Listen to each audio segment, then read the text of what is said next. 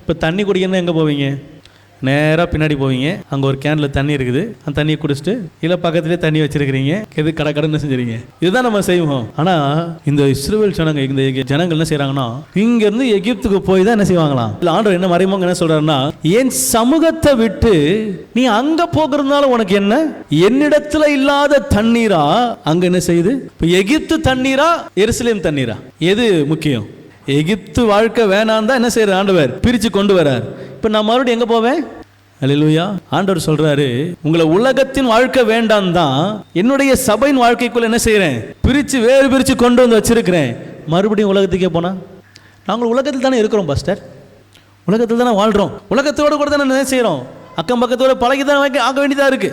உண்மைதான், உன் பக்தியை மெச்சினோம். ஆனாலும் உலகத்துக்கு ஒத்த வேஷம் தெரியாது என்று கர்த்தர் சொல்லி இருக்கிறாரே. நம்ம அதுல இருந்து மாறுபடணுமே. உலகத்தோடு கூட இருந்தாலும் உலகத்தின் வாசனை இடத்துல என்ன செய்யக்கூடாது? வீசக்கூடாது. ஆண்டவர் சொல்றாரு, இங்க இருந்து எங்க இருந்து?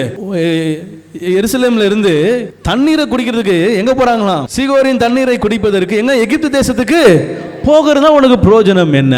ஐப்ராத் நதியில போய் தண்ணி குடிக்கிறதுனால உனக்கு என்ன பிரயோஜனம்? நான் வச்ச இடத்துல இருன்னு ஆண்டவர் சொல்றார். அல்லேலூயா.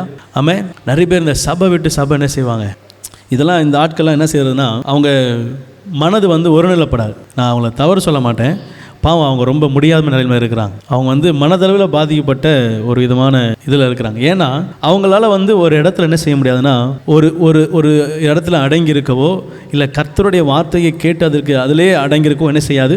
அவங்க இருதயம் அவங்களுக்கு விருப்பமான இடத்தை நோக்கி என்ன செஞ்சோம் நகர்ந்துக்கிட்டே இருக்கும். அது அவங்களுடைய அது அப்படிப்பட்ட இருதயம் சில பேருக்கு இருக்கும். அவங்களால என்ன செய்ய முடியாதுன்னா ஒரு இடத்துல என்ன செய்ய முடியாது. அல்லேலூயா.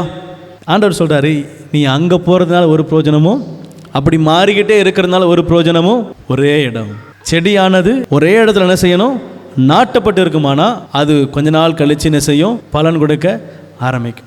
ஒவ்வொரு இடமா நாட்டப்படுமானால் அதனுடைய முடிவு அடுப்புக்கு நேரம் என்ன செய்ய வேண்டியதுதான்.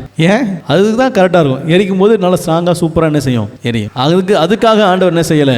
அழைக்கலை, வேறு பிரிக்கலை. உலகத்திலிருந்து வேறு பிரித்ததன் நோக்கம் என்னை பதரோடு சேர்த்து எரிய வைக்கிறதுக்காக இல்லை, என்னை பரிசுத்தமான தேவனுடைய சமூகத்தில் கொண்டு போய் சேர்ப்பதற்கு. நான் உலகத்தை விட்டு வேறு பிரிந்தது எரிக்கிறதுக்கு தான். அப்படின்னா நான் என்ன செய்ய வேண்டியதில்லை, வேறு பிரிய வேண்டிய அவசியமே இல்லை. கிறிஸ்துவ ஜீவியம், நான் ரட்சிக்கப்பட்ட பிற்பாடு ரொம்ப அறிந்து கொள்ள வேண்டிய ஒரு காரியம் என்னன்னா, நான் கிறிஸ்துவை ஏற்றுக்கொண்ட கிறிஸ்தவன், கிறிஸ்துவை உடையவன், கிறிஸ்துவை பின்பற்ற அழைக்கப்பட்டவன். கிறிஸ்துவின் வாழ்க்கைக்கு என்னை நான் ஒப்பிட்டு என்ன செய்யணும்? ஒவ்வொரு நாளும் பார்க்கணும். நான் கர்த்தருக்கு பிரியமா இருக்கிறேனா? நான் கர்த்தருக்கு பிரியமா இருக்கிறேனா? அவருக்கு பிரியமா வாழ்றேனா? அவர் வசனத்துக்கு கீழ்ப்படுகிறேனா? வேதத்தை தியானிக்கிறேனா? வேதத்துக்குரியவனா இருக்கிறேனா?